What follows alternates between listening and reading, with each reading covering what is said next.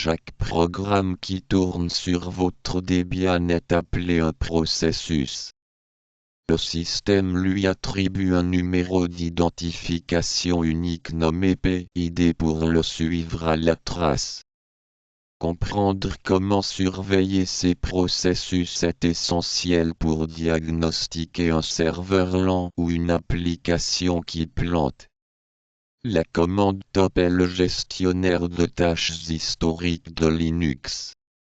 Elle affiche en temps réel la consommation de mémoire et de processeur pour chaque programme actif.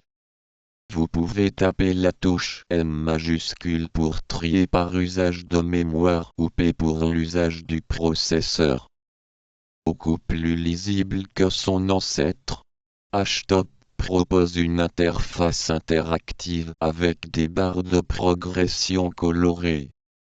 Il permet de naviguer facilement dans la liste des tâches avec les flèches du clavier. C'est l'outil favori des administrateurs pour une surveillance rapide et efficace. Pour obtenir une photo instantanée des processus à un moment précis, utilisez la commande PS. L'option AUX est la plus utilisée car elle liste absolument tout ce qui tourne sur le système. Vous pouvez combiner PS avec un pipgrep pour isoler un programme spécifique par son nom. Si une application ne répond plus, vous pouvez lui envoyer un signal d'arrêt avec la commande kill suivie de son PID. Si le programme résiste, l'option -9 force l'arrêt immédiat et brutal. La commande kill all permet quant à elle de fermer d'un coup toutes les instances d'un même logiciel. Vous pouvez libérer votre terminal sans arrêter un programme en cours. Utilisez CTRL-Z pour mettre une tâche en pause, puis tapez BG pour la faire continuer en arrière-plan. Pour reprendre le contrôle d'une tâche masquée, utilisez simplement la commande FG.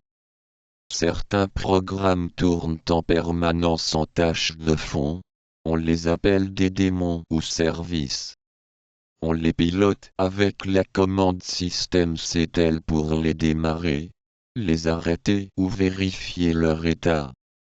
C'est par ce biais que vous gérerez vos futurs serveurs web ou vos bases de données.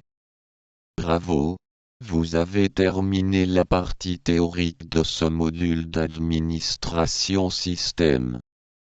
Vous avez maintenant toutes les bases pour gérer une Debian de A à Z. Il est temps de passer aux travaux pratiques pour tester vos nouveaux super pouvoirs dans des situations réelles.